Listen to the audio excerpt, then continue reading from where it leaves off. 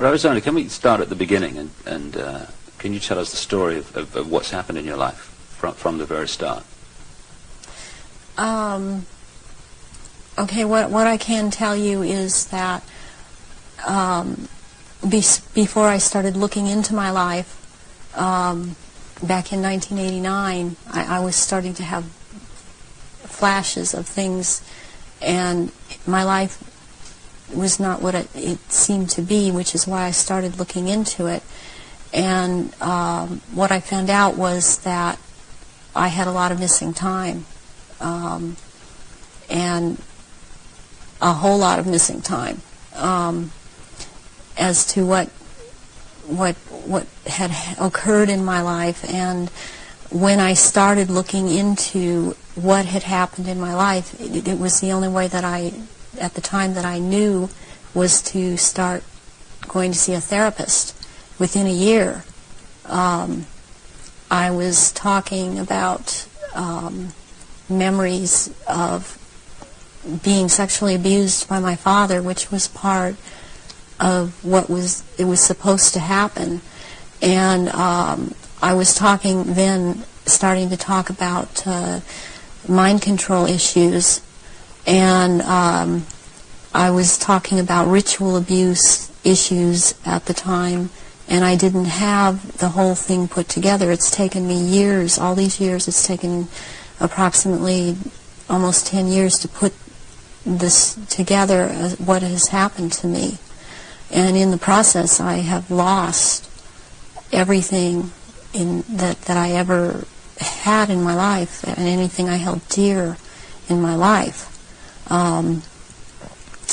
I was bred for this role that I fulfill, and it was planned from before my birth, and it was because of the bloodline of my mother's family, which comes down through Ireland, but before that it began in France. It was through the Marquis de Stac, which he came to Ireland and changed the name to Stack, and then I was chosen, and the birth was planned. My parents were forced to move down to this area for the reason that the High Council is down here, which is, there are 6 councils of 13 in this country, and the High Council is down here. We're talking the United States? The United States, yes. And so from the time that I was a baby, I was being abused and traumatized, and on purpose, for the mind control that they need someone to go through to do whatever they say, to be as just a puppet in that they can control every move. And you don't remember, I didn't remember a lot of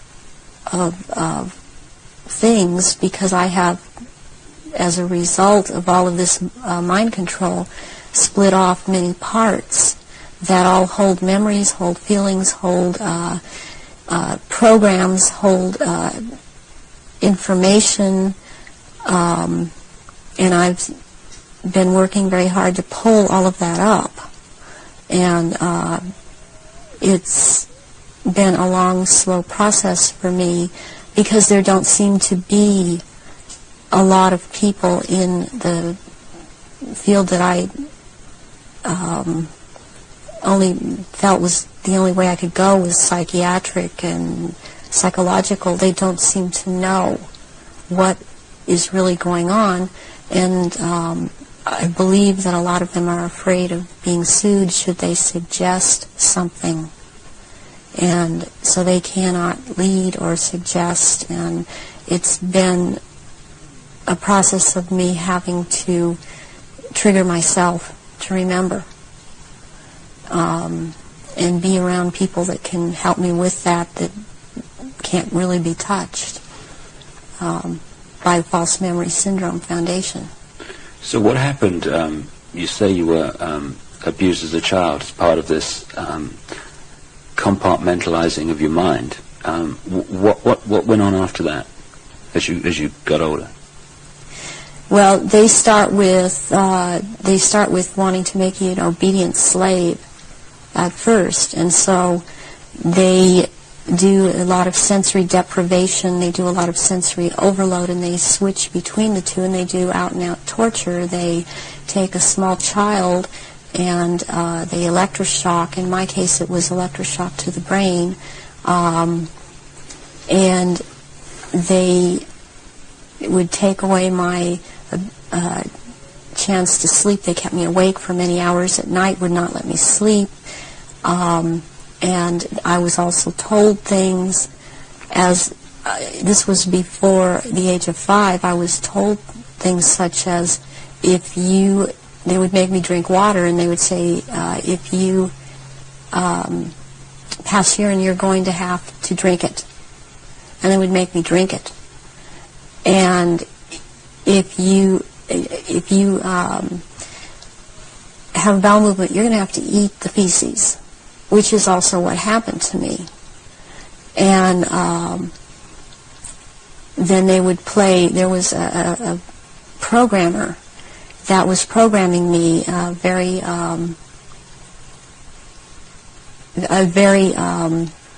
infamous person in history who actually has been in this country, and he was known as Dr. Green.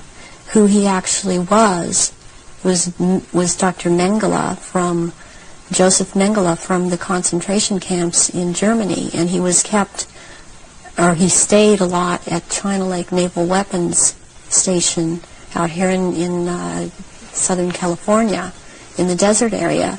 And I would be around this man a lot, and he used to tell me that the scar that he had on the left cheek of his face was actually from, he was into fencing, and that it was from that, but actually the scar on his cheek was from one of his own programming techniques, that he would put a child in a box and with a sword and tell the child to defend the box, even if it meant his own death.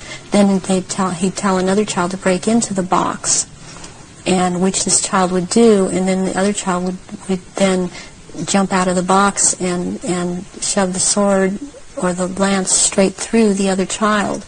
And at one point he got into it where this child actually got him in the face with the sword. And he would wear a huge emerald ring on his left hand, on this middle finger, and he would twist this emerald around, and for programming, and he was into using long-colored ribbons of different colors, and you had to choose a certain ribbon, or you were given a certain ribbon, and that meant that this certain thing was going to happen to you. And it was like picking sticks out, or drawing sticks out of a hand, out of someone's hand. I saw games of Russian roulette played where it was chosen beforehand that a child would die, and the child would put the gun up to his head and pull the trigger, and this child would end up dying. But it was meant to scare all of us, and keep us in terror, as there were many other children that were around me that went through the same thing. I have run into people from my childhood that have known me, and I've recognized their names, and even if they change their names and change their hair color, as I have done, they have recognized me, or I have recognized them, and I know their name. They know my name. There isn't any way for this to have happened. It's just beyond coincidence.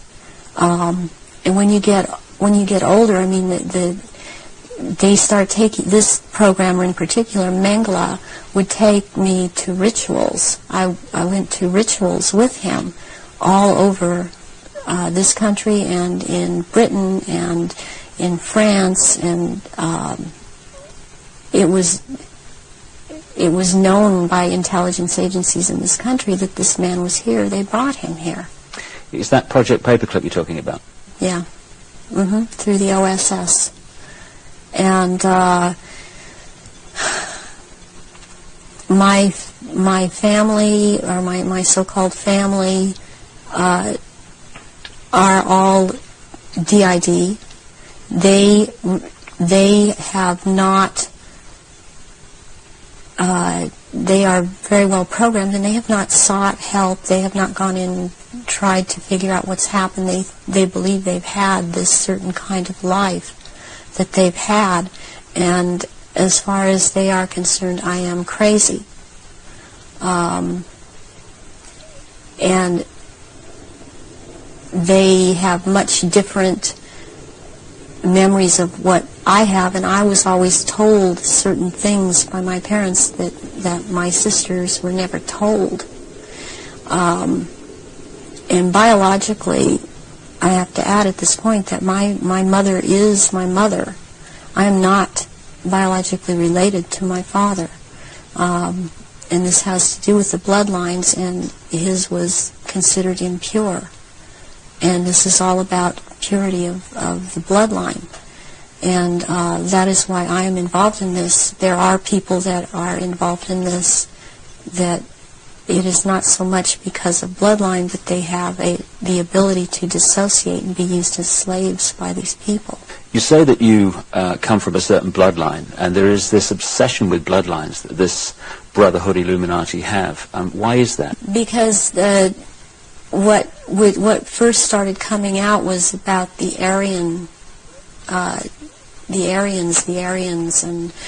and the purity of the blood. And what it's all about is that the blood and the menstrual blood contains something that is important for the propagation of this race that is controlling things on this planet. And these people that are in the organization that the Council of 13 is under, and they have something called the Grand Druid Council or the Octagon, they're called the Illuminati. And the Illuminati are actually run by these 13 bloodlines, which are all of the royal families in Europe and in England. And they need the blood because they are, in fact, not human. They take human shape. They are reptilians. And they need the blood. The blood helps them maintain their reptilian shape, and it helps them maintain their sanity, and it helps them to live in this world because they are not from this world. Does that relate to what the Nazis call vril power and what the Hindus call the serpent power in the blood? Yes, the blood has something. It has something in it. It has secretions from the pituitary gland and from the pineal gland, and it has a very strong drug in it that they also, I mean, this is the one that keeps them from going crazy, and it's like heroin or like endorphins, and it's much stronger. But what they need is, for it to be secreted in the blood, is they need terrorization of their victims before they are killed for their blood, or if a young woman is beginning to menstruate, they need the menstrual blood, and they have to terrorize them to get this to come out in the blood and be secreted in the blood. Is this the what other people have told me about, that at the point of great terror, like the point of sacrifice, there's an adrenaline that enters the bloodstream? Is this what they're looking for? Yes, that and this other element comes and secretes out through the blood. This all comes out through the blood at that time, and it's at that point they are actually staring into the eyes of the head of at some of these rituals, or at a reptilian. They are staring into the eyes of this person, and they're held. It's a hypnotic gaze these reptilians have, and it holds the victim in an absolute trance, in a trance of terror, and then they are killed at that moment as they are staring into their eyes. And not only they can't hold their shape when this happens. The human shape they cannot hold. They go back into reptilian shape as this is happening, because it's like an animalistic type of excitement of the kill. And they oftentimes they will just rip into the victim and eviscerate them and start eating the flesh of this person too. And the fat from the intestinal area is highly valued, as they use it on their skin. And they will drink the blood, and the blood is highly sought after, and it goes according also to rank within these creatures, as to who gets what when. And their sacrifices have increased in the last, it started increasing in the early 80s. The amount that they were doing is increased. And they use a lot of druidic holidays to do this, but they have other days too. They've mixed all of these satanic and what are called satanic holidays and druidic holidays, and in order to have these rituals, which ritual seems to be important to them, but they also use it in order to drink this blood. They seem to need more. Have you any idea why it's increased since the 80s?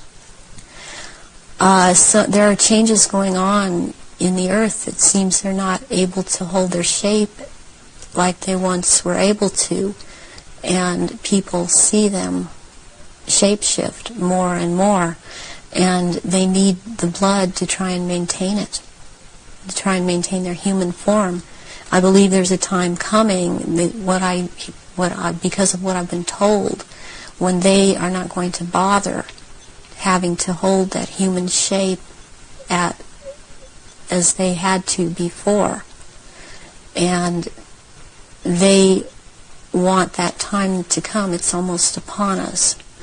So when you're talking about the fact that the veil is lifting on these reptilians so that people can see them far more easily and far more often, does this relate in any way to the fact that there is this desire to bring in this rigid structure, including microchipping and many other things, across the year 2000, which has become known as the New World Order? Is that coming in because it is known that the people are going to see what the game is, and there has to be control of the people at that time? Yes, it's very connected. I started talking about the New World Order back in 1990, and I was very psychologically and physically affected so much by what was coming out. I wasn't watching television. I was not aware that certain individuals in this country, George Bush, were talking about the New World Order. I was talking about it because that is what was coming out, and knowing that the first time that inside of myself that I'd heard it was in conjunction with the Nazis, and that came from Mengele. And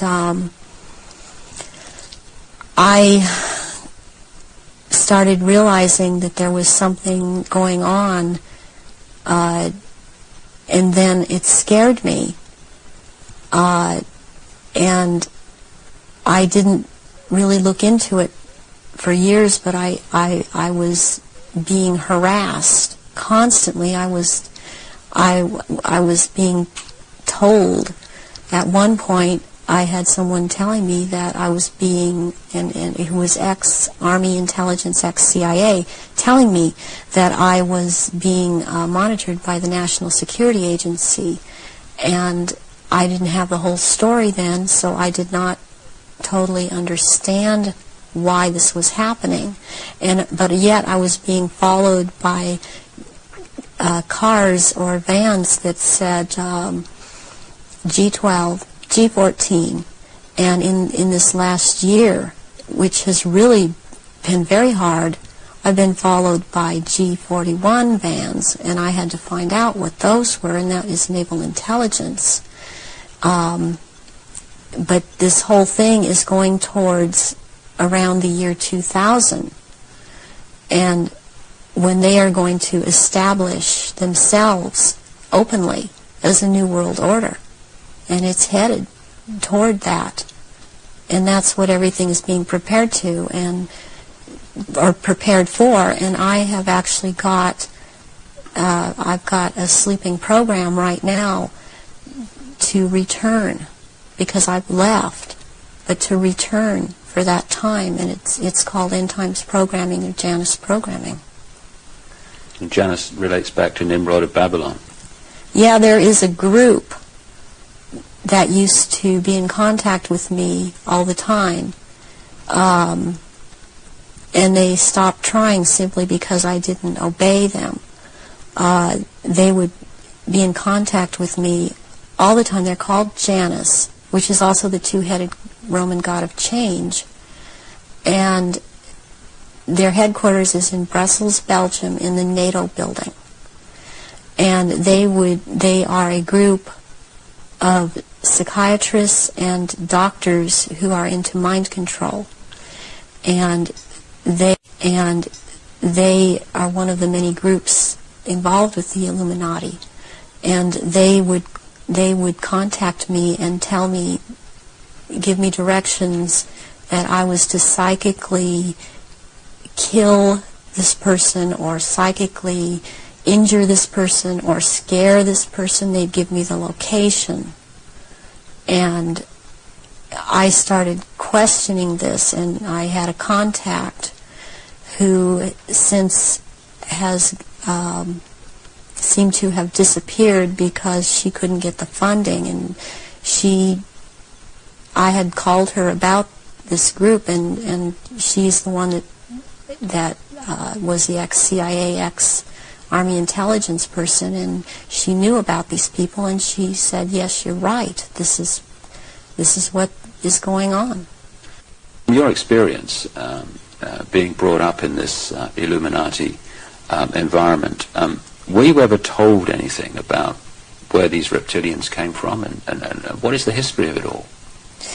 I was made to learn through Mothers of Darkness, which is a certain aspect of the organization, because that was an early part of my training, the history of what was the Illuminati on this planet. And what I learned was that the Aryans originally were from Mars, and the reptilians came to that planet they came from another place. They came to that planet. They came to rule, because they wanted to mix, so they said, with that race, and but they became the overlords, and the Martians or Aryans were seeking to escape from it, they went to the moon and then were there attacked. And they then went to Earth and established culture here on Earth approximately 6,000 years ago. And at that point in time, they were doing well, and they were mixing with the indigenous population of this Earth. They were getting along with. And then about 4,000 years ago, the Reptilians arrived here and again began to take over.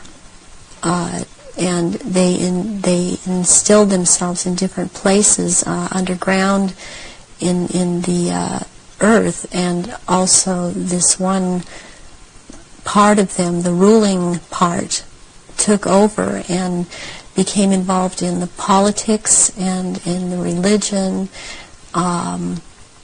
and started controlling through these means at that point in time, and using the gods and deities that were believed in on this planet, started infiltrating into that and becoming that, and things started, blood rituals started happening, and since that time, that is the way that it has been. And presently, they claim to come from the Merovingian bloodline. They are all of the. There are 13 bloodlines in Europe that all of what are called royalty are developed from or come from, and they include the Aryans in this. And there's been a big push in this century. For example, when Nazis came into power, the fascists, talking about the purity of being pure and staying, the Aryan bloodline staying pure, and what it actually is all about is keeping the blue-eyed, blonde or light red-haired people, the bloodline's pure because it is more powerful. And what is in that blood for these reptilians is more powerful, and they need that. And when you start mixing it with people that were indigenous to this earth, then it is not as powerful. It has nothing to do with someone's skin color or nationality. It has to do with keeping the bloodline pure for their use. So blonde-haired, blue-eyed people are the purest from the reptilians' point of view, and that they want to keep that bloodline pure because of how they need to use it. Yes. When I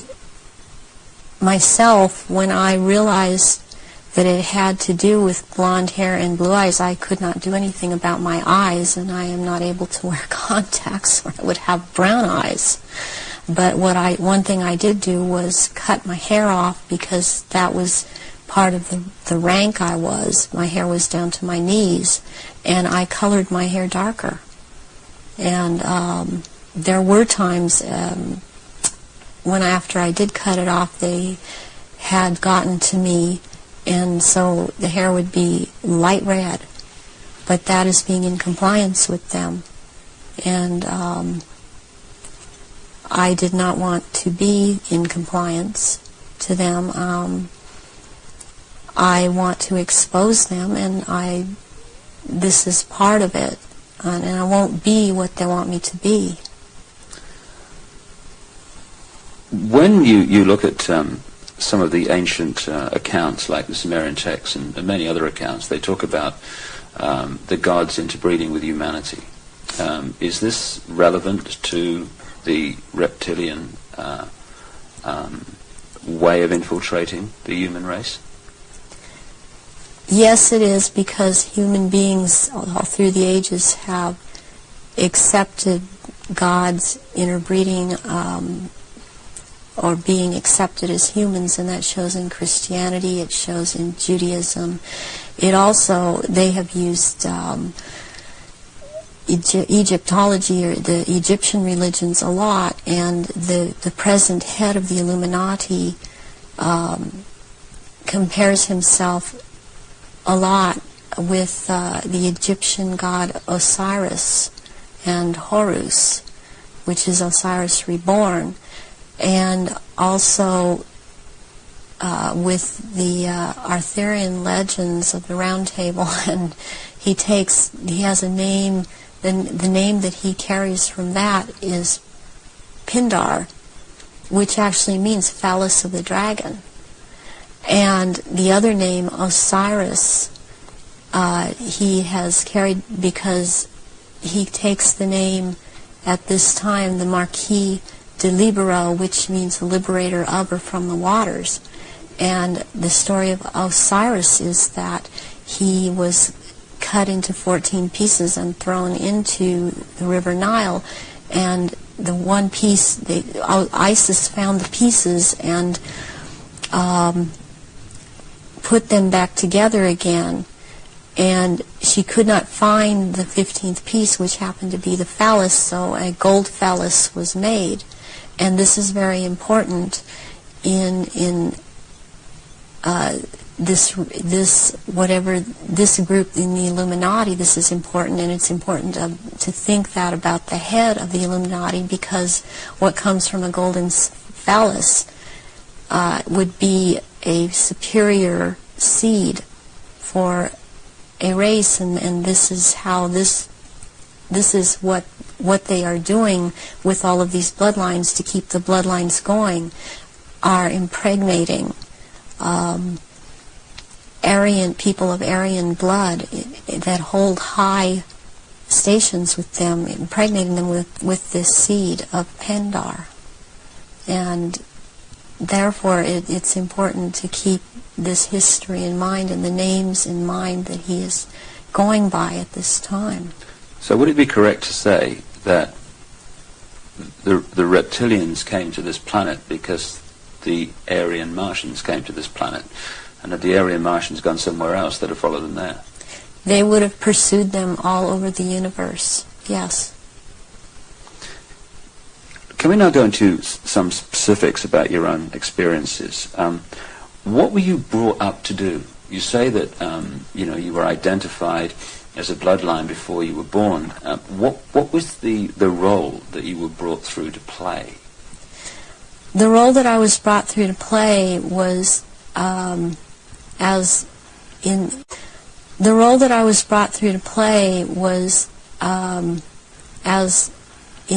the Illuminati was as a goddess. Specifically, the address is Mother Goddess, Starfire, and the Starfire goes back to the blood in the menstrual blood.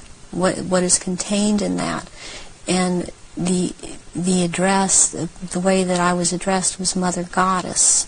There are only 3 Mother Goddesses.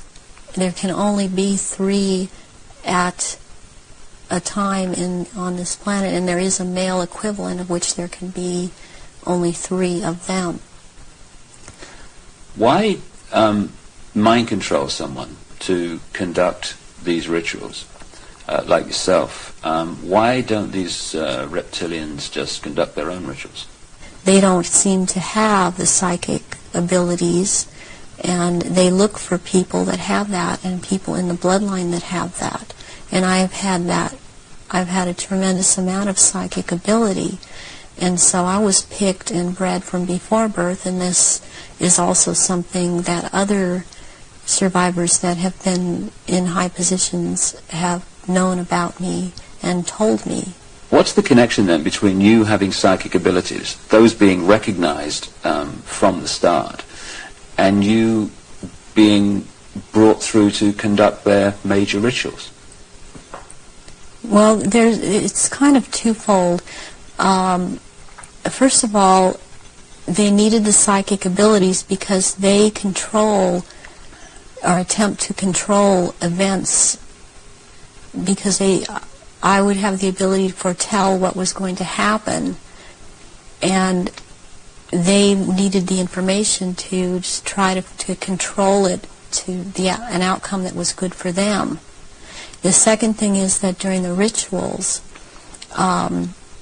you had to have psychic ability. You have to be very powerful in that way to call out the old ones that are also reptilian, that come from another dimension. They actually they materialize from out of another dimension and are present at rituals, and they are so powerful, and their presence is there's such an evilness about them, and they want out of this other dimension, and they can't. They have to be called out by someone who has that power, and the reptilians don't have this power. That's very important, that they don't have this power to call out these old ones that have to do with them. And what is it that humans have that the reptilians don't have, that means they don't have the power to connect interdimensionally, and some humans do? We have the ability to foresee, to be able to become vibrationally higher, and see into those levels, go into those levels, and in fact, agencies use this. They call it remote viewing. Humans have the ability to go into the past, to go into the future, to go to other places, to astrally leave their body, astrally, and to see things that we've always had this ability, and it's like having the third eye, which they don't have. They don't have this ability. So during a ritual, these old ones are called out, and they are what Christianity would have called the demons. They are called out, and there is a circle that it has a hexagon in there, which is a powerful occultic symbol, and then there is a pentagram, and then there in the middle of that there is a triangle, and if you're the one calling them out, then you stand in the triangle so that you're not devoured or taken by these creatures that come out. That creates an energy field around you which they can't penetrate. They can't penetrate it, and they cannot get outside the pentagram. And they want out. They're always demanding to be let out. And so you have to be very powerful to keep them in line and to make them go back when it is time for them to go back. Why do the reptilians want to manifest these quote demons at the rituals? It brings power to the rituals. It brings power to them. They are told things by these entities, and they are encouraged to go on with what they're doing, and knowledge is imparted to them through these entities. But it takes a person with the ability to bring them out and make them answer, because they don't want to cooperate. They have to cooperate when the right person has control over them. And that's to do with that person's energy and ability to use right. energy. Yes.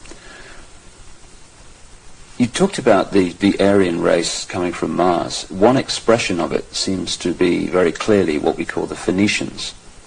The Phoenicians had two deities, St. George, which became a British deity, who defeated the dragon, which seems incredibly symbolic, and also St. Michael, who, according to the legend, banished Satan, or this negative force, into the abyss.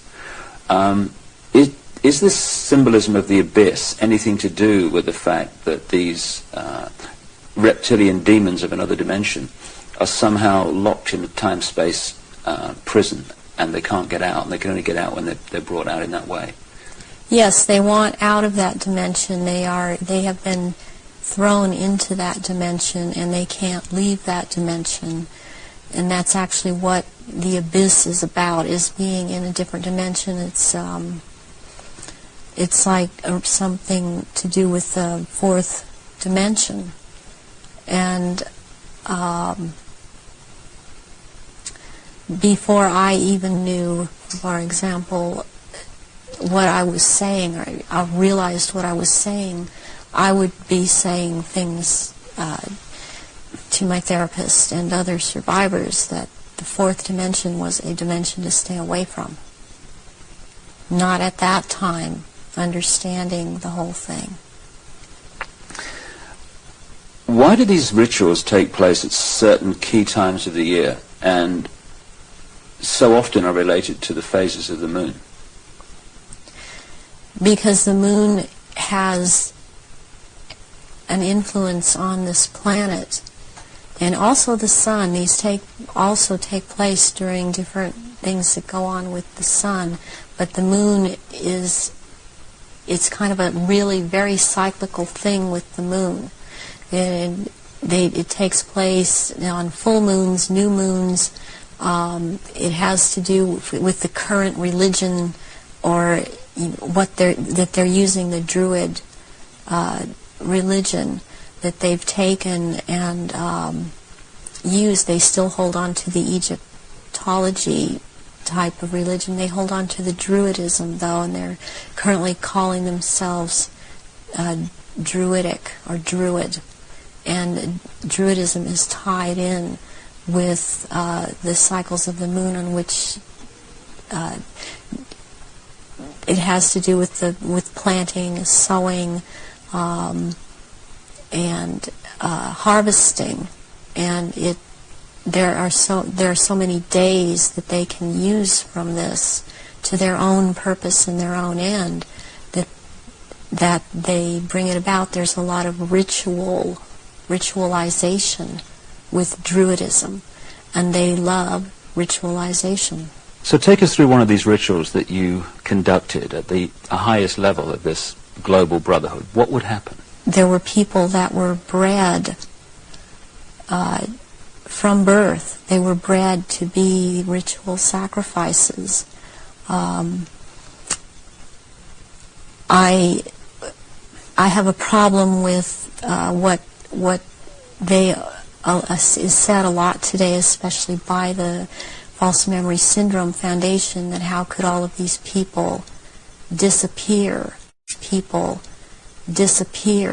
Or how could all these babies be born? I worked with a nurse midwife. We did home births, and it's very easy not to register a child when it's born. And then they have these children that they're kidnapping and bringing in from other countries, and no one misses them because these are third world countries. And children they have the most energy, the purest energy, they're the highest form of sacrifice. And they will terrorize these children and mind control these children. And in rituals, by the time they're brought into rituals, they may be drugged, or they may not be drugged, or they may be in an altered state because of the mind control. And they are used as actual blood sacrifices during these rituals because of, again, reptilians needing their blood. And they will take various organs from the sacrifices depending on what date the ritual may, what the ritual may be associated with on that date.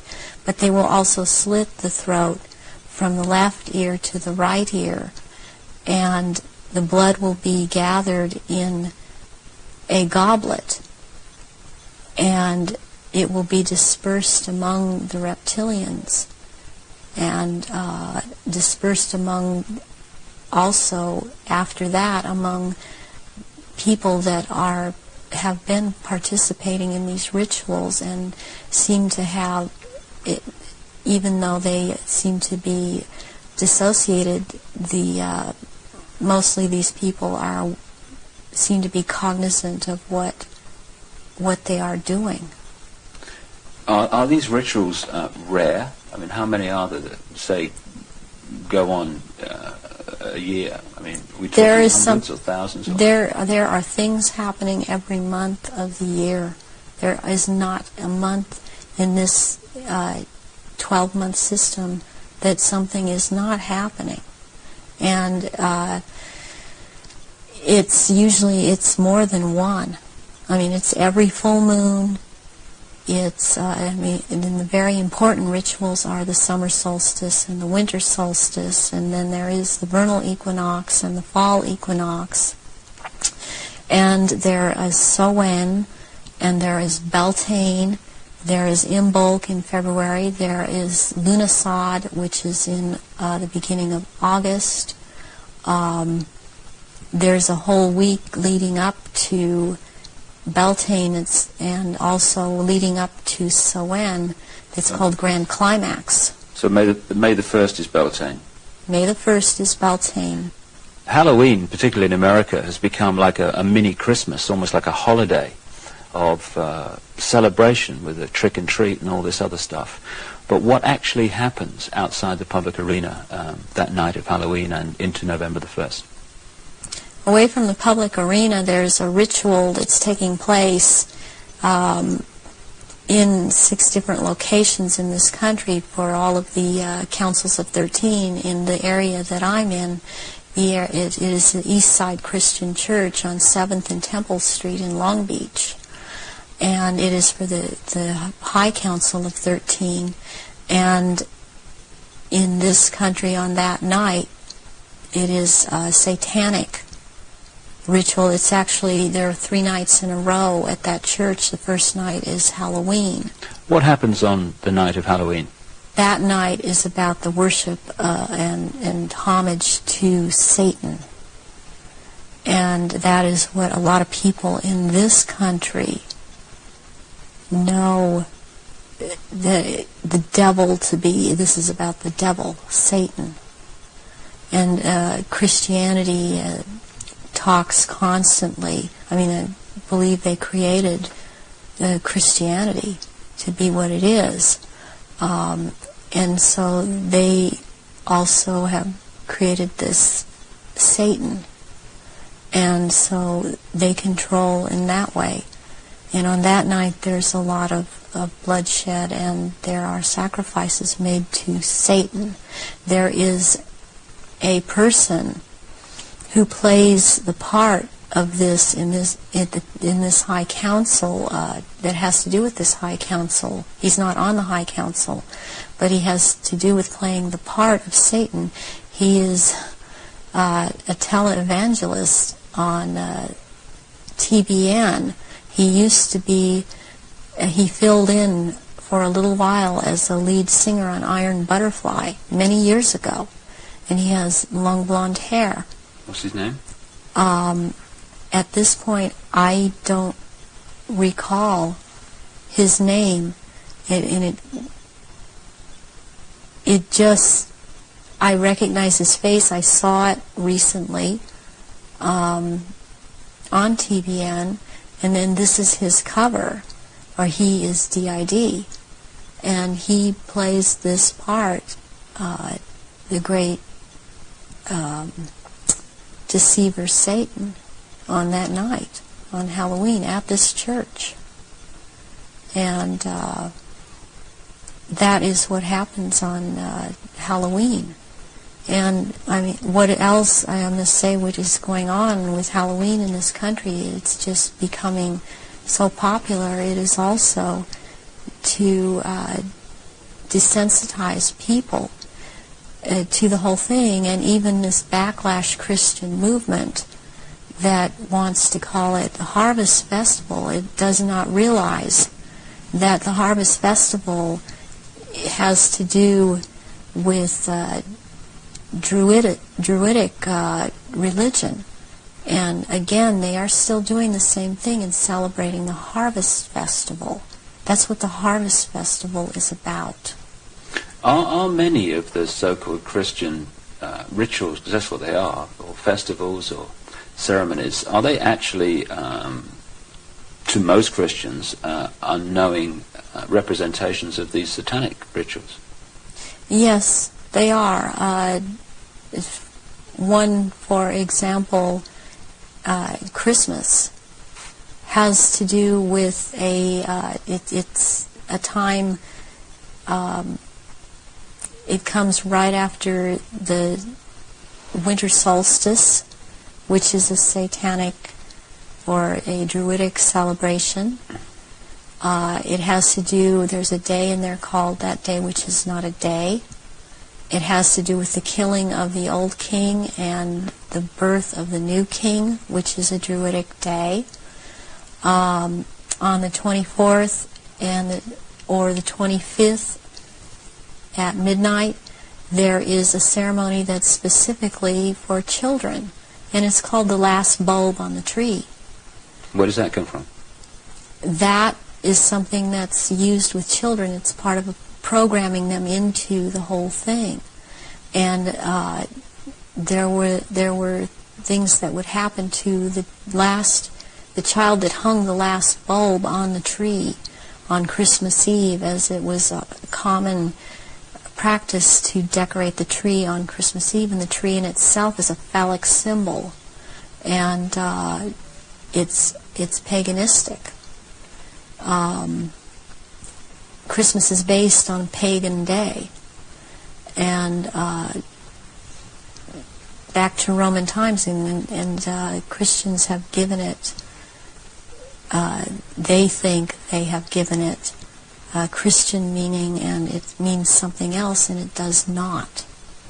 But there is the case that with the last bulb on the tree that has something to do with what happened to this little girl, John Benet. John Benet Ramsey. Yes, John Benet Ramsey. And it means something else, and it does not. But there is the case that with the last bulb on the tree that has something to do with what happened to this little girl, John Benet. John Benet Ramsey. Yes, John Benet Ramsey. And this occurred on this night because of the day it has to do with, and the ceremony that it has to do with. And there were rituals done on that night to these little children. So that is totally tied into it. I have heard that Jean Benet's name is relevant to the rituals. Do you know anything about that? John Bay. John Bay is a satanic deity, or Satan. John Bay is a name for Satan. And that name is just closely tied in. It's so close, and I don't understand why it hasn't come out, and that I know of, it hasn't been talked about. But that is why she was killed on the day that she was killed, and her family, as far as I'm concerned, her family is involved in this, and that there's always a price to be involved in it. She was the price. This little girl lost her life. Can we talk about some of the famous names that people around the world would know who, in your experience, have taken part in these rituals that you've conducted? You say you've conducted them in Europe and the United States. Can we start with the United States? Yes. I have seen at rituals, I have seen George Bush. I have seen Madeleine Albright. I have seen Henry Kissinger. I have seen Ronald Reagan. And I have also, by the way, seen his wife, Nancy Reagan. I have seen Hillary Clinton before I knew she was Hillary Clinton. at the time at these rituals. She is involved. The other people that I have named and I've seen shapeshift into reptilians. I have not seen Hillary Clinton actually shapeshift, but she is involved. I have seen the two sons when they were young, the two sons of George Bush present at these rituals. Are these the sons that have become governors? Yes. One is in Florida and one is in Texas. I have seen, did I mention J. Rockefeller? And he shapeshifts. I've seen George Deukmejian and Ronald Reagan again, having been governor in California. There have been people such as Newt Gingrich I saw, and I didn't know at the time that he was Newt Gingrich. I recognized that he was Newt Gingrich when Clinton came into power, and after he was, Newt Gingrich was then elected Speaker of the House. And I was horrified to realize that this man was also there. All of this has affected me to the point I don't vote. All of these people seem to all be connected to the Illuminati, and I don't feel like being part of having anything to do with them. Presidents like Carter and Ford and Clinton. I've seen Ford there. Gerald Ford. Gerald Ford, yes. Are they all reptilian bloodlines? I haven't seen Carter shapeshift. You've seen him at rituals, have you? Yes. Gerald Ford, I have seen shapeshift. And Johnson, also. Lyndon Johnson. Lyndon Johnson. Also, Dr. Joseph Mengele, who took me around to these rituals a lot of the time, was also a shapeshifter. And there were also people that there are people in the European countries that I've seen shapeshift and be involved. And this it doesn't surprise me any more than it does the people in this country doing it. Is just for some reason more shocking, and it cuts even deeper. Because I've seen the Queen Mother there, and I have seen the Queen there. I've seen Princess Margaret there. I've seen Charles there, and they shapeshift. And I have seen this. I'm not coming up with his name right now, but he was president in France after de Gaulle. He was there. I've seen him there. I've seen the Rothschilds there. I used to see the Rothschild that lived in England there, but the one that still goes there and is a shapeshifter, Guy de Rothschild, Baron Guy de Rothschild, has been to all of these rituals and has been over in this country under the name of Dr. Barrington.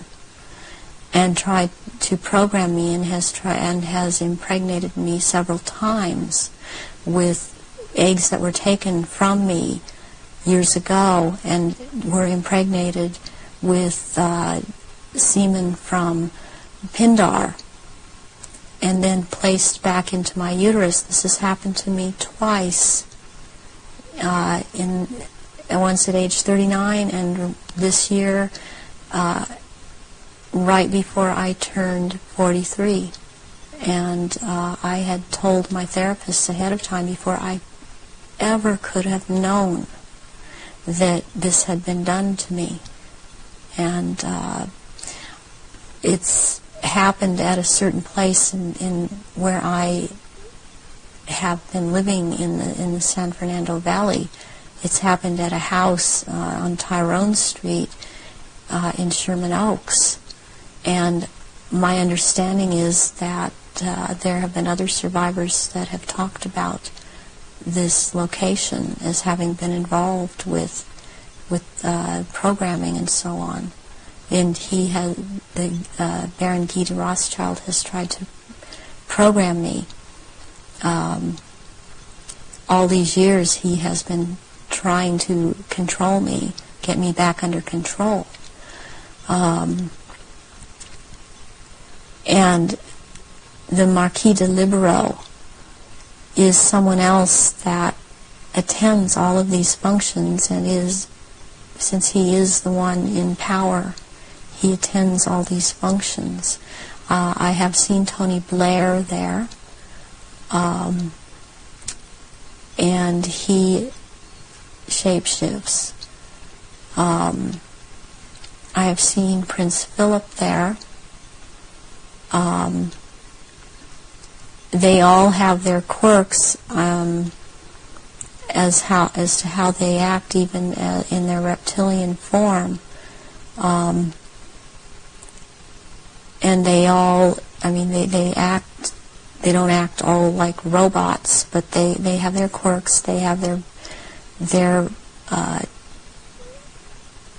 so-called personalities, but they are all cold-blooded. They would kill at the drop of a hat. I have even,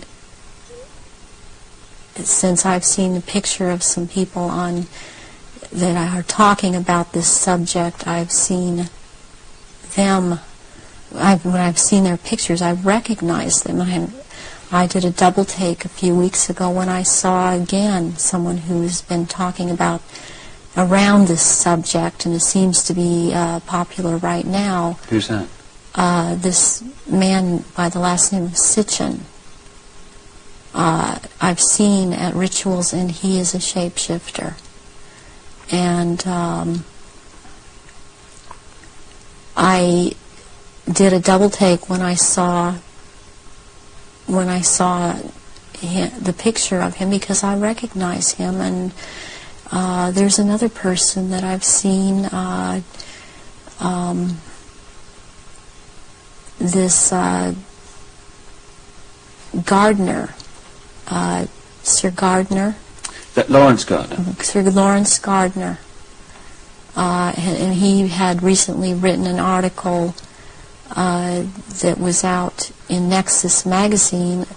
Part of it was about the menstrual blood, and what really triggered me was when he called it Starfire, because that is the name of one of the aspects of the three women who are the dressed mother goddess. That is my name in all of this. So this man I have seen, he has lots of power within this sect, Reptilians, and he's someone that you would want to watch out for outside of this too, as is this Sitchin person. What do you remember about Zachariah Sitchin? Zacharias Sitchin was someone in the rituals in attending the rituals who was not a major player in as far as the rituals went, but was someone that others present did not make remarks at or were very careful as to what they said around him. And he was talking about, he would be talking about doing away with people, persons that were in his way or were putting out information that he didn't feel that he wanted put out.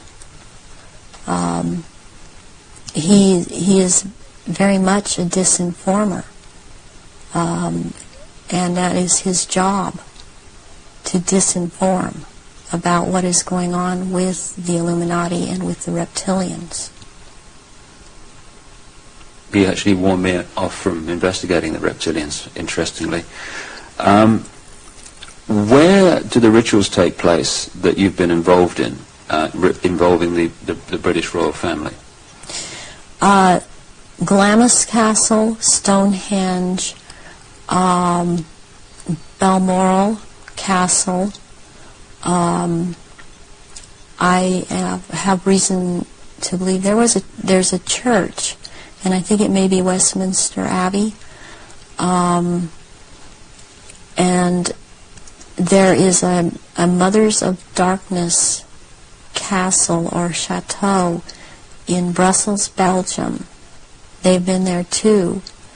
And also in France, the Marquis de Libero Pindar has a castle in the Alsace-Lorraine region of France, and I believe it's in the Alsace region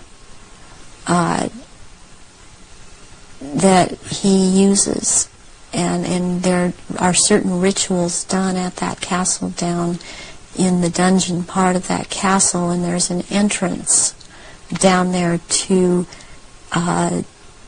underground places in the earth, and there is a natural formation of rocks that kind of glow green, and they keep menstrual blood in that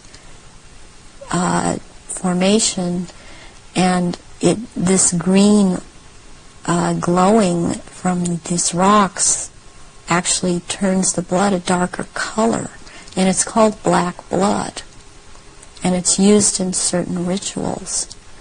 But there are also, they keep small, there are smaller, less developed little reptilians that are kept down there. They're kind of pets. But one other thing that's also down there, there are eggs. It's like a nest of eggs kept down in that part where it's warm. It's very warm down there into this entrance, and these eggs are kept down there incubating, and they are the reptiles' eggs, and that's where they keep them. What are your memories of conducting the rituals for the royal family? What happened? What were they doing? One thing that sticks out in my mind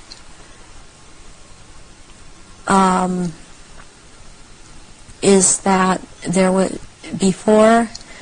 This was back in the late 70s. This was before Charles was married to Diana. He was involved with Kamala Parker Bowles, and she does not shapeshift, but she became pregnant by Charles, and she produced a baby and this baby was presented at the ritual and killed. And that is the price, the firstborn between these two, and eventually these two will marry. And that is the price that is to be paid, the sacrifice of the firstborn between a union of these two people. And I've seen that there. Something else that sticks out in my mind is that it was around the late 80s that I saw a very kind of dark man he was Arabic. It seemed to be Arabic or Egyptian, and I heard the name Fayed being mentioned, and the Queen Mother was there, and I called her the Black Queen, and she and he were talking very seriously and at some length about a subject. They were mentioning Diana, and they were mentioning his son, Dodi. And at the time, I didn't know who Dodi was. I knew who Diana was. I never saw her at any rituals. Where did this conversation take place? This took place at Balmoral Castle. And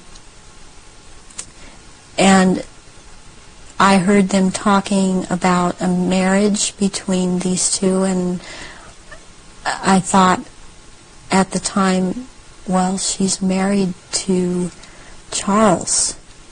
How can there be a marriage where she's married to Charles? I didn't understand why the Queen Mother and this person that I now know to be Dodi Fayed's, because I heard Fayed, Muhammad al-Fayed, talking, and I'd seen them together at Muhammad al-Fayed talking, and I'd seen them together at I saw them at Balmoral Castle. I overheard the conversation at Balmoral, but I'd seen them also at Mothers of Darkness Chateau in Brussels, and they were talking about a union between Diana and his son Dodi back in the late 80s, and I did not understand at that time, because I understood Diana to be married to Charles. I knew that she was married to Charles, and they had 2 children, and they were about to have another. And the Queen Mother, all I could pick up was that for some reason that there was a malevolence towards Diana. And Diana I had never seen at a ritual. I wondered what she knew about all of this. What have you seen the royal family do, the Queen Mother, and the other people you've seen in the rituals? What have you seen them do? I've seen all of them drink human blood and consume human flesh, and they have their own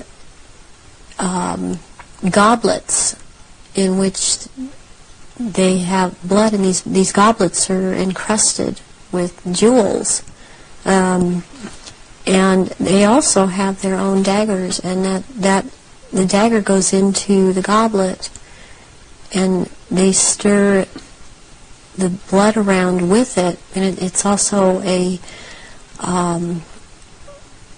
what it is, it's a symbol of the phallus going into the vagina when they're doing this. And I've seen them do this, and some of them have even, like the Queen Mother I saw she had her own little, it would, like almost, it's between a very elaborate ornate chair or a throne kind of thing brought in for her to sit. And because before these rituals actually start, there is a kind of people move around the room and talk, or recognize one another. It's a formal kind of a ritualistic setup, the way they talk and the way they introduce each other. It's like a court. What are they wearing? They're wearing robes. They're not wearing anything underneath the robes, and the robes are very ornate. They all have, the one thing in common they have is they have a red color like blood, and some of them have purple, and they have gold kinds of lines running through them. They have the Merovingian symbol of France, the fleur-de-lis, and there are jewels that are sewn in at certain points on these robes, and they wear these robes, but they don't wear anything underneath the robes, because what is going to happen, what the rituals are all about, they're going to shape-shift, and they can't have anything on under the robes. And there are orgy kind of things that go on at the rituals also. And involving the royal family of Britain? Yes, involving the royal family of Britain, and the sacrifice and the eating of, consuming the sacrifice, and they are involved in that. You've seen them do that? Yes, I have seen them do that.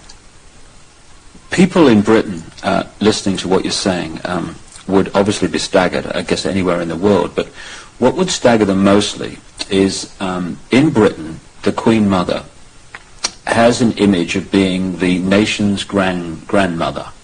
The nice old lady, and good old Queen Mum, what a lovely lady. What's your experience of the Queen Mother? She is very cold in reality, and she is very cruel, and she is very different than she comes across to the public. She's cold-blooded.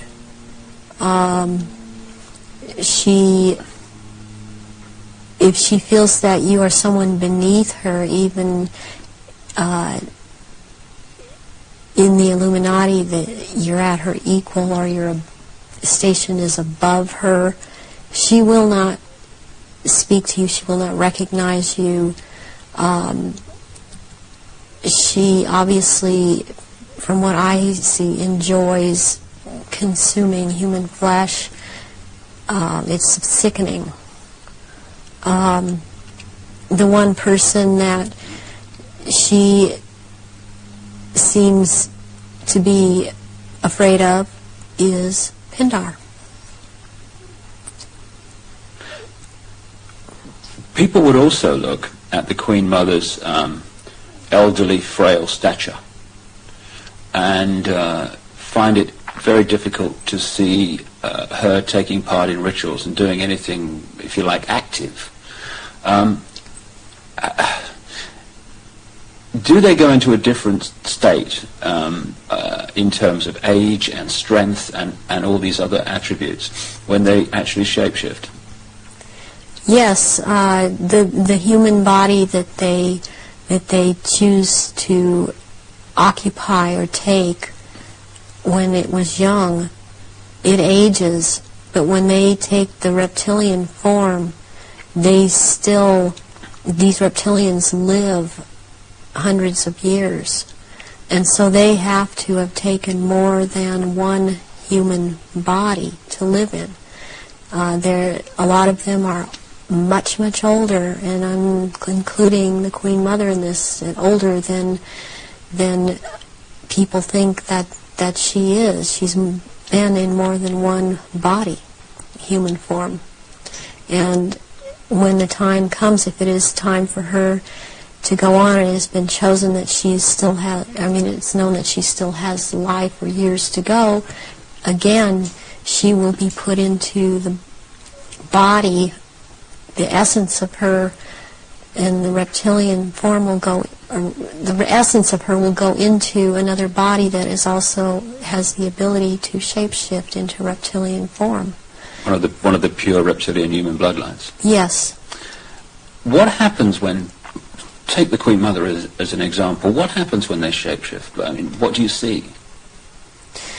You start to see changes happen, and they're happening so fast that it's almost, it's the closest thing that I've seen to it is what they're now doing with computer technology. It's just a literal transformation that happens very quickly, and they get taller and they get bigger, and they don't look at all as reptilians like they do as humans, and thus the wearing of the robes, because if they were in clothes, the clothes would be torn apart. So let's take the Queen Mother on this subject as an example.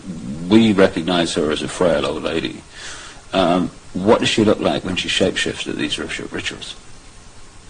She has, she looks like, the nose portion gets very much longer, and it grows into kind of a snout kind of thing. She has fangs,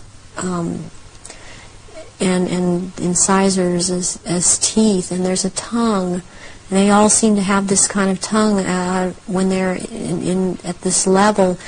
The tongue has a lot of long, hairy or pointed projections coming out of it. It's very long. And they have these, they don't have hands or feet, they have these claws.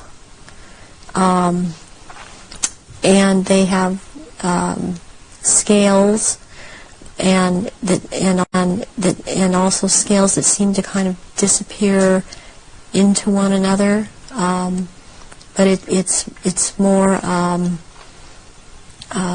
pronounced on the back. There seem to be lumps or protrusions coming from the head. There seem to be some kind of growth appendages at where, on the back, and they seem folded, and not all of them have that. And there is a tail, and they a lot of times will keep the tail curled, and and I've seen her when she's very displeased with something, as I've seen other members like this. This tail is whipped around, very agitated, and they do, and she hisses. What color are they? Which one in particular? Take the Queen Mother as an example. She's kind of a beige color on the underside, and by the time you're going up around to the back and the tail and the top of the head and on top of the nose, snout, whatever, it's coming to a very they're dark speckles or large speckles of dark browns, and the eyes usually they're large. They look like they're very round, and they look like they're coming out of their sockets, and very protruding, and usually the color ranges from a beige to a gold to a dark greenish gold, and then there's this dark slit up and down, a vertical slit and and the eyes will look hooded. And when they look hooded, it's a very frightening thing, because it seems that when the eyes are hooded, they're about to do something. What do you mean by hooded? The lids come down, and it's almost, I guess it would be the same thing in a human as an expression of someone's got an idea. And how tall are they when they shapeshift? They're just about 7 feet tall. Some are a little shorter, or to a foot shorter. Some are a little bit taller than 7 feet. So what would the Queen and Prince Charles look like in their reptilian form? As to height? As to general appearance?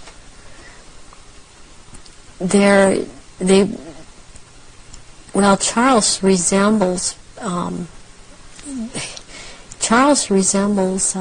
in both ways, in human form and in reptilian. He resembles Pindar. He's shorter, though, in reptilian form than Pindar. But the way that the reptilian, the nose shapes into the snout at that point, and the jaw becomes the underpart. It's very much like Pindar, and his mother doesn't look quite the same as he does. But what does the Queen look like? The Queen, she's darker, not quite so pale. She's darker. All over, she doesn't have the amount of I would call it freckling. It's more like a gradual, like the skin is gradually getting darker. It's more smooth. And she does have the lumps up around her head and down the tail, the spine. Charles has the tails down around the spine, and funny enough, he has the protrusions from the skull in the reptilian form, where about or above, right above where it seems like his ears would have been. What is it about the rituals that allow the shapeshifting to happen? When the victims are starting to be sacrificed, it's the scent of the blood, and they start shape-shifting at that point in time, and they can hardly wait to get to the blood. It's like they're addicted to the blood, and then the consumption of human flesh that follows.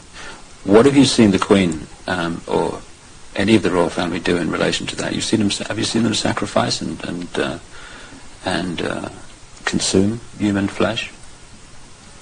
There are certain times when they will actually do a sacrifice, or there will have been someone doing a sacrifice, and it's not happening fast enough for them.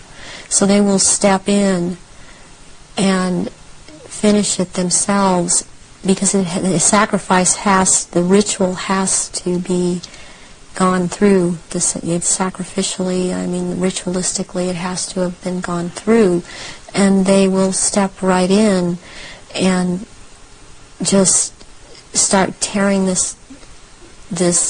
throat out, and they're getting all this blood from the jugular vein at the same time. And that has happened when there are many there that are going to be sacrificed, and they just can't wait, and tearing into the contents of the abdomen and stomach of a victim afterwards. Who have you seen do that? I've seen the Queen Mother do that, and Prince Philip and Charles. I've seen Guy de Rothschild do this. It seems that I've seen it more among royalty or so-called royalty do this than people that are not titled. They don't seem to. They seem like it feels like they don't dare, but they shapeshift nonetheless. But it's like the royals that step in and just start tearing away as they can hardly wait. How long can they hold the reptilian form in these occasions?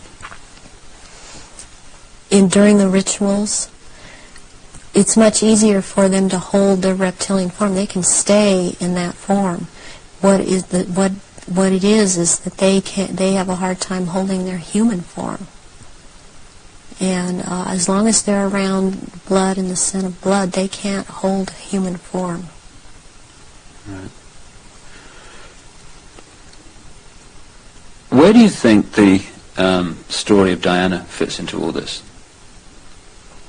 In terms of the ritual that you know about and the royal family background that you know about.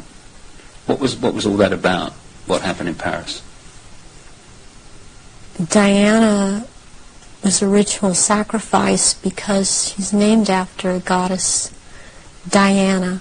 She was chosen from before birth for the purpose of which she served. I understand and very well and am very empathetic towards Diana, because in a way it parallels what happened to me, to have served your purpose, had 2 children, and then be tossed aside. And to her horror, though, she obviously never attending a ritual, she knew something was happening. And she knew what was going on and could not be trusted to be at a ritual anyways. I don't think that Diana would have attended a ritual. I don't think that they could get her to cooperate, have attended a ritual. I don't think that they could get her to cooperate in this because she actually saw for herself that this was going on after she married Charles. Was there any way, when Diana was married to Charles, without attending a blood ritual, that she could have seen him or one of the others become a reptile? They have a tendency when they're asleep to shapeshift, and they have to consciously hold their form, and when they're asleep they have a tendency to not hold human form and to shapeshift into reptilians. And there could be other things that happen. I'm thinking about the times that Diana would have gone through a menstrual period. Well, that would have also really triggered some of these people in the royal family that are reptilian around her to want to shapeshift, or any woman, any human woman in that household that would be having a period, that scent of blood would tend to cause a momentary shapeshift. What was the whole, what appears to be a ceremony surrounding her assassination? What was that about? The rumors that she was pregnant, the Egyptian deified, and the place where it all happened, which is an ancient sacrificial site to the goddess Diana. How does all that fit together in the rituals that you know about? Okay, the crone aspect of the goddess is Hecate, and the day of Hecate is on August 13th. And what is very prevalent in this with the Illuminati and what they've done with the Druidism and other and Egypt, the Egyptian religions, is they like to mirror the numbers. And so as like, for example, with the goddess Isis, her number is 18. When you mirror it, it's 81, and that is the number of the sister of Isis, Nephthys. And Nephthys was considered the evil sister to Isis. With Hecate, what I think happened here is that she was sacrificed, and it was a very important sacrifice because 3 people died, and it was a picture of the triad of Isis, Osiris, and Horus to them. Horus being the unborn child of Dodi Fayed that Diana carried, and was 3 months old, which is another very important fact, a number that's important to them, to be 3 months old. Sacrificial babies are taken in utero at 3, 5, and 7 months. And when I heard about this was a deal that I understood now had gone down. And she had to die in that tunnel because that tunnel's a passageway for Diana, the goddess. And she died at the 13th pillar again because of Hecate. And she died on the 31st because it's the mirror image of 13. And my understanding of what I get inside of me, and because I was told by Baron Guy de Rothschild last beginning of February when he was in this country, and he was there to try and reprogram me again and impregnate me, was that he was in the tunnel that night. He had to be there because not only was it a ritual death of Diana, this was also about taking her soul, and he was taking the soul of Diana, which no one else there could do. Whoever was present there could not do it. He could do it, and he was in France. This is the hypnotic stare you talk about. Yes, and drawing in the breath. And he had to be there to do this ritual killing, this ritual murder. This would mean that the ambulance team and a doctor that arrived within a minute of the crash coming the other way must have been in on this whole deal, or at least the people in charge of the ambulance team. From your experience of the kind of people involved in this Illuminati satanic network, do you think that's possible, that they could set that up? Yes, I do. I've seen a lot of things set up that if you did not know, if you weren't in on the so-called inner circle, or know what the Illuminati can do, because they depend on people not believing they're really there, you would not, you would have a hard time believing it. That this has been such a secretive group and worked in such insidious ways to infiltrate and control. And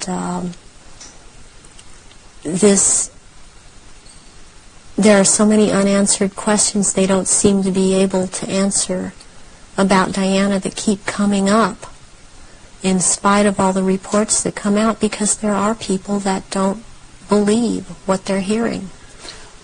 What would have been the purpose of creating such a clear and definite ritual in the assassination of Diana? What would be the purpose of that when they could have killed her in another way? Because it had to be done as a ritual, because they were going to take her soul. And it had to happen in the tunnel, it had to happen that way, it had to happen in that year. And this is all, there's all a timeline to all of this. There's been many rumors that she was pregnant, but as I understand it, one of her friends says that that was not possible because she knew that very shortly before she'd had a menstrual period.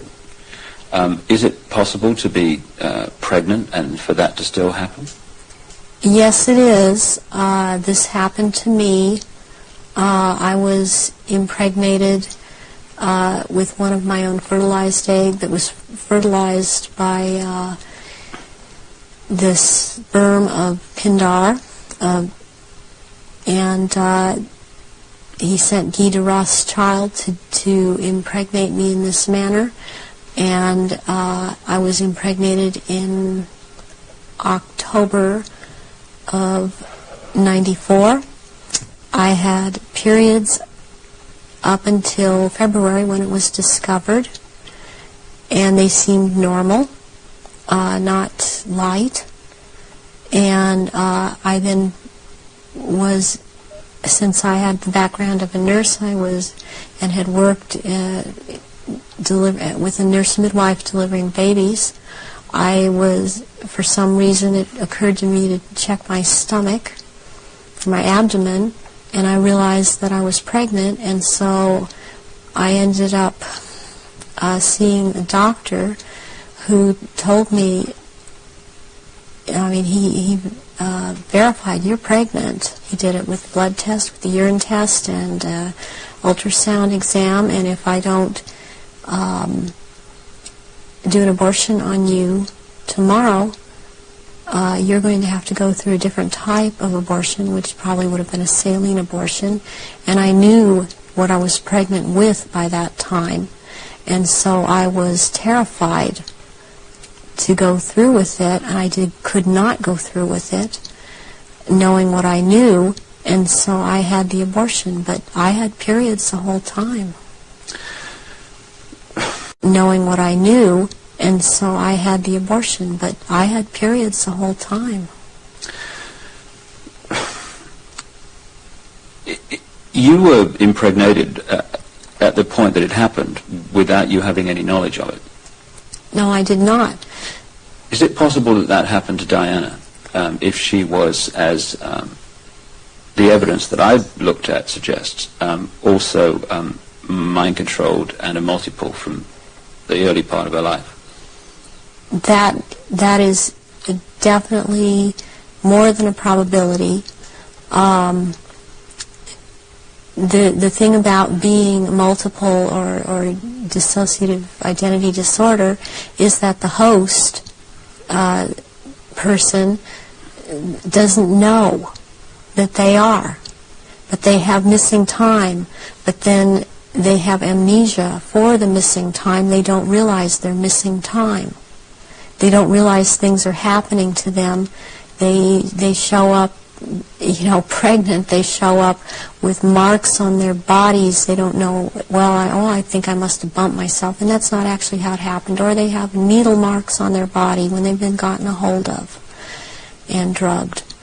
And it's only when they start to realize something's not right and they try and make a timeline and try and account for their time, they realize there's so much they can't account for that they simply took for granted. Oh, I was out shopping, or I was at this person's house, or I was over there. Then they realize they don't have a timeline for any of these things.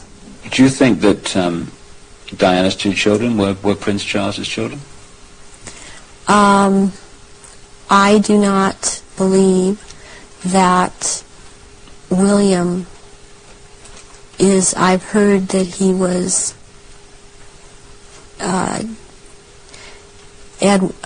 Charles's son, I've heard about someone else, and I believe that it was neither. I believe that this child of Prince William is the son of Pindar, and she was impregnated, and she did not realize that. When you look at the ritual nature of all that, you've got Osiris, it would seem, symbolized by dirty fire. You've got Isis, symbolized by Diana. Presumably the baby quite obviously symbolizes Horus in Egyptian legend and ritual. Why create that in a tunnel in Paris at that time? What was it designed to do, to symbolize or whatever? It's to symbolize, it's part of symbolizing getting the world ready to recognize the Horus that is about to come upon us in the year 2000, as the year 2000 is the age of Horus and Osiris reborn. And there's a sacrifice involved. And the sacrifice is the mother, and the sacrifice is this child. And yet it involves another child who yet lives by the same mother. And you're talking about William? Yes, I am talking about William. What would have happened to Diana in your experience of the ritual, and what would have happened to the unborn child after the events in the tunnel in Paris? That Diana left the tunnel dead. She didn't leave that tunnel alive. That ritual, she had to die in that tunnel, and they had to take her soul in that tunnel, and they had to take the soul or developing essence of the unborn child, and in the hospital it follows logically, according to what I know about what they do, that they would have taken the uterus and the fetus from Diana, that would have been taken, and as a ritual that would have been taken, and they would have removed other body parts. And done what? Distributed them for high Illuminati members to consume, because this is a ritual sacrifice. Some strange things happened after that. Strange things happened all the way through it. But suddenly the decision was made that she would not be buried in the local church where she wanted to be buried, but on an island among the trees in a lake at Althorpe Park. And Earl Spencer, her brother, claims through a dream he was inspired to put 4 black swans on the lake. Therefore, from your, again, knowledge of the ritual, what does all that mean? Why do that? Because 4 black swans have to do with 4 directions, 4 seasons. They have to do with sealing something for all eternity. To have 4 of something black, like that swan's figure in Celtic mythology, quite a bit in the Druid mythology. And black is the color of Hecate, and also one of the goddess aspects, the 3 goddess aspects that they have, the name is Black Flame or Black Star. And Black Flame means unto death. And so therefore the color black. And somewhere in there would be a flame. The decisions after her death to put her on an island among the trees in a lake, and the 4 black swans, were all, at least on the surface, taken by her brother Earl Spencer. Have you any experience of him? Earl Spencer I have seen at rituals. He's definitely tied into it. Her family has been part of this. She has this bloodline. I have not seen him shapeshift, but he's tied into it. You've seen him at rituals in Yes, I which have. sacrifices took place? Yes, I have. What about her father? Any knowledge of him? Her father was present at rituals. Her father would have been involved way before Diana was born. For her to have been involved and watch her actions after she was married, cutting herself, being anorexic, being bulimic, these are so indicative of someone who has been involved in mind control, has been hurt, and has been forced to follow mind programming. That this would have started when she was a little child, and her father would have been involved. So if they got her into this mind control stream from birth, presumably they would have been able to shape events right from that point to the 13th pillar. Yes. Yeah, they would have. When somebody becomes what we call multiple personality disorder or dissociative identity disorder, there are many programs that are induced, that can be induced at any point. I mean, you've got the machinery in place when they're a very small child, and as they're grown, they can install programs at any point and have different parts hold these programs, and they can be made to do just about anything. They're taught things such as red light is a green light, go through the light. They drive faster than they realize they're driving. They are able to memorize or see and just glance at something and right away just pick what the point is that they're going after for some reason, or they can memorize phone numbers in just a going after for some reason, or they can memorize phone numbers in just a glance. The car hit the 13th pillar, driven by Henri Paul, who was missing for 3 hours that night, a man who's been connected to both British and French intelligence. Given the obsession with the number 13, it seems beyond coincidence that with all those pillars in the tunnel, it hit the 13th. Is it possible to mind control someone like Henri Paul so that at speed they could pick out the 13th the 13th pillar? Yes, yes, it is. He also, it's very, very possible that he was drugged and programmed in the time he was missing. It's possible for him to have taken medication but not have it affect him at all. Does that include alcohol? Alcohol also, yeah.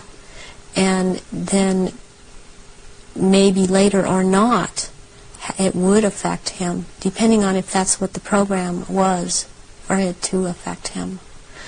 But it might not affect someone at all. I've been through this myself, so I know this to be true. And what happened to you in this instance?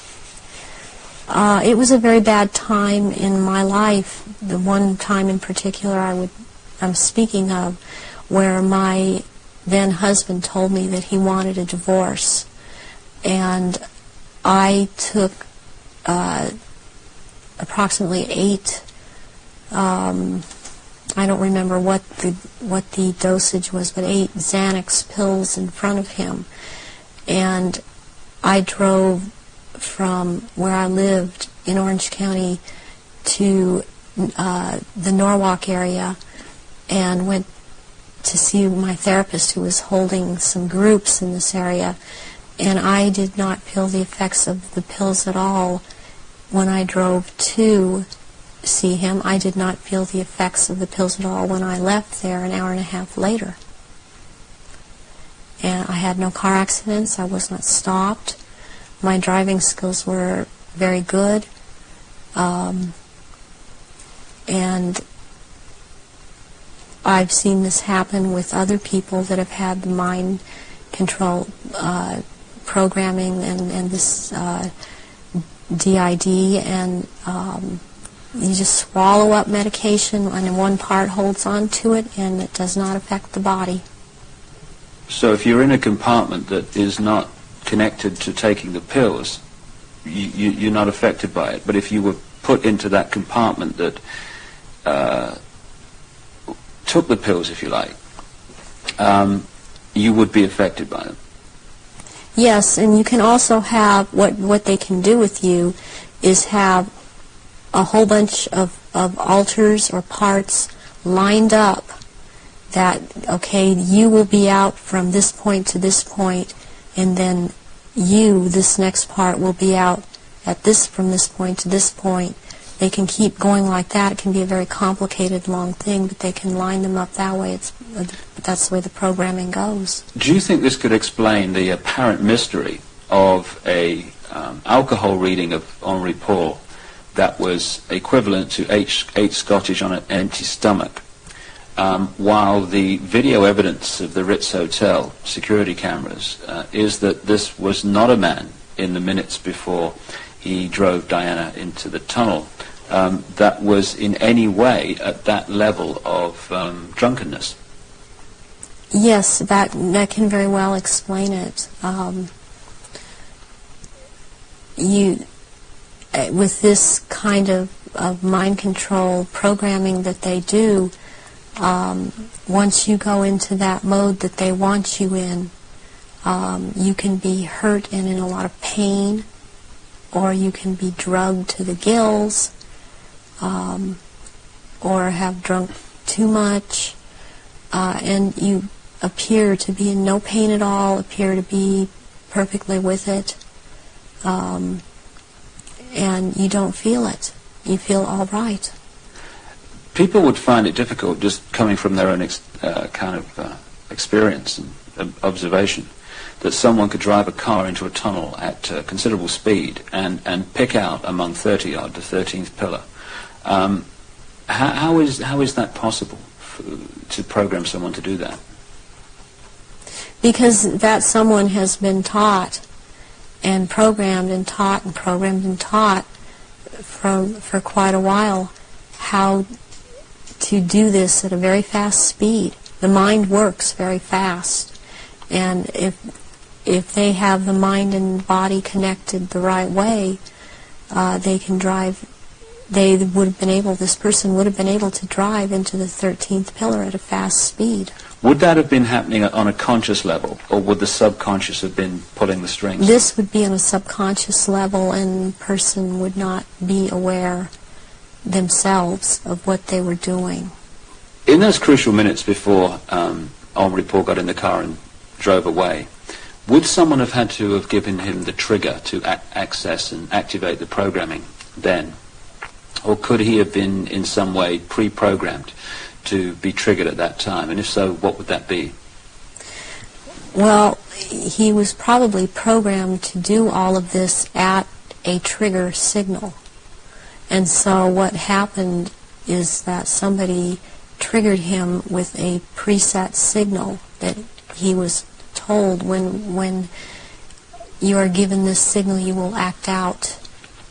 But the program was already set to go off when the trigger, when he saw the trigger. What form could this trigger have taken? It could have been a hand signal. It could have been a certain type of handshake. It could have been a color that he saw that was flashed in front of his face. It could have been a certain person doing a hand signal. It's most likely that there was a person present that he was to react to when this person said something or signaled him in some way. Given the extent of your programming from birth, how was it possible for you to break out of it, as you appear to have done now?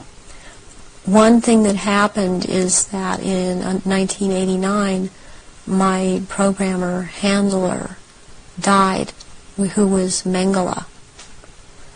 And he was in this country so much, and I was around him so much, and he had a lot of control over me. And what happens when a programmer handler dies, they usually have taught the person that they've been working with, to be very, very loyal unto death to them, and that's something that they, in the end, it works against everything, because when they die, even someone else coming in and trying to take over, a lot of these altars are not open to that and are loyal to that one person. And in my case, Baron Guy de Rothschild is the one that tried to take over. And for some number of years, there was a lot of the time, half the time they got their way, and half the time they didn't. And in major things, they did not get their way. One of the things that I went out and did in 1993 was I cut my hair off, and because I was publicly seen and known to have very, very long hair, I could no longer be seen. I could not be seen with my hair cut off short. This would have caused a lot of questions with other people that had been programmed. And they still tried to carry on with other parts where I wouldn't have to be publicly seen, because they still consider me to hold this status. And they still consider me their property. I was always told I was their property. One question that people would ask is, given all that you know, why don't they just take you out? They still have plans for me, and this was told, who has spoken with Baron Guy de Rothschild, that they have plans for me, and they plan to try to have me back because of the psychic abilities, and that is not going to happen. In the little bit of tape we've got left, can we just turn the subject to the jury you've got to your left there? What is that? Was that part of the rituals that you were involved in? The first one, this is a child's ring. It is a 14-karat gold white, or 14-karat white gold ring with a diamond in the middle of a hexagram, or a hexagonal shape, and it looks like a hexagon if you were able to look closely at the diamond. This was returned to me by my ex-husband, who told me, well, this was in your daughter's clothes. And this was a message to me, and it was a trigger to me for him to do this. Very well, any high-ranking survivors that I have talked to that know of this ring know that it's from Mothers of Darkness. And it would be very unusual. I mean, I don't know of anyone else that has a ring like this in their possession at this point in time. And what's the necklace? The necklace here is made out of copper, and it's very Egyptian, and it was given to me when I turned 19, and that's an important age because you really start at the position I was at, having these psychic powers in full effect and being allowed to do this in full effect during rituals, and this was worn during certain rituals. Why copper and why have it at all? Copper is a transmitter. Copper has always been used in the occult. It has a specific meaning. The meaning it has is because I had a triad of altars that were very active in a lot of rituals, and the triad was Isis, Osiris, and Horus. And Isis was the part that drew down the moon. And Osiris performed the rituals, and Horus was what was born of performing those rituals. Just in the literally 3 minutes we got left, 3 or 4 minutes, I know it's difficult, but I want people to understand the nature of what's going on to so many people today. What sort of things were done to you as part of your traumatization as a child and later? I was electroshocked to the extent that my parents were told when I was in first grade that my IQ was 70 and that I was retarded, and they said I would be retarded. I always had trouble in school when I was in school because I missed so much school. My school records are missing. They've just disappeared. I have medical records that are missing. My birth certificate appears to have been tampered with. I have had my eyelids taped open, and so I couldn't shut my eyes. I have been electroshocked. I've been put into a narcoleptic sleep and had earphones placed over my ears and had messages repeated and repeated for days. I've had drugs injected into my body so that my nerves were just like on fire, and then they would just touch me.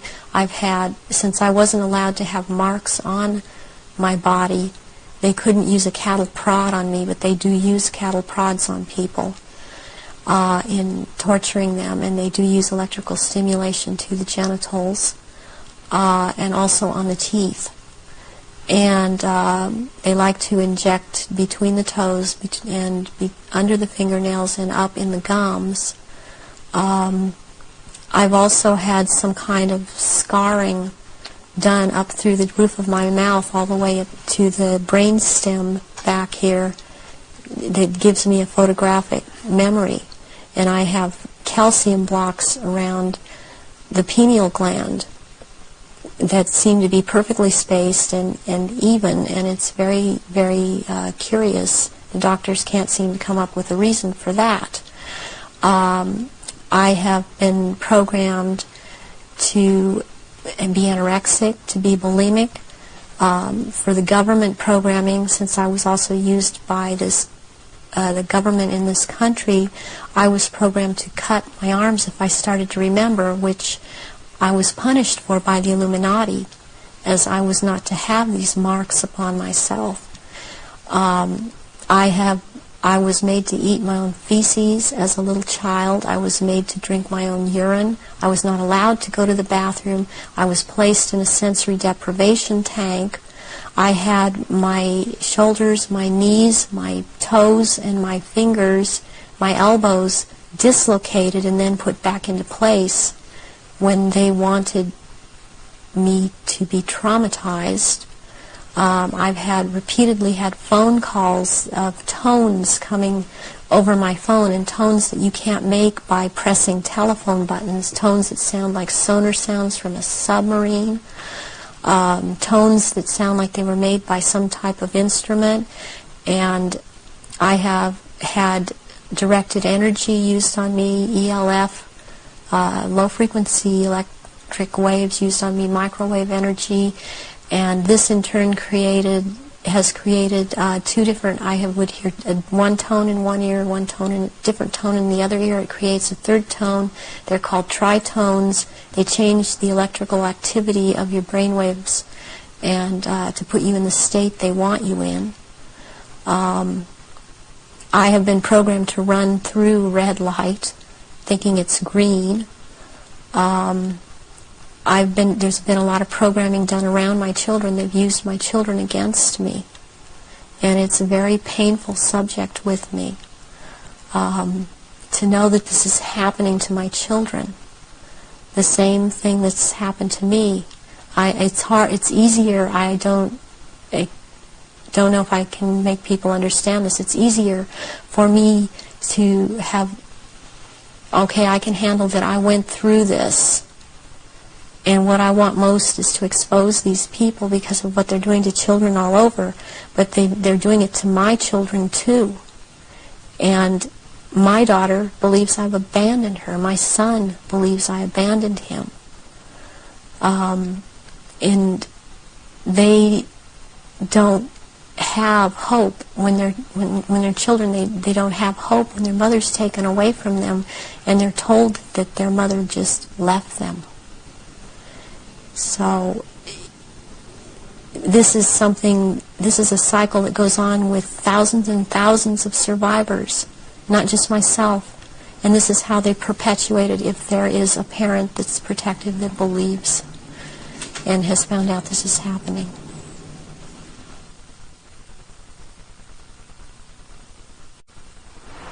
The astonishing revelations of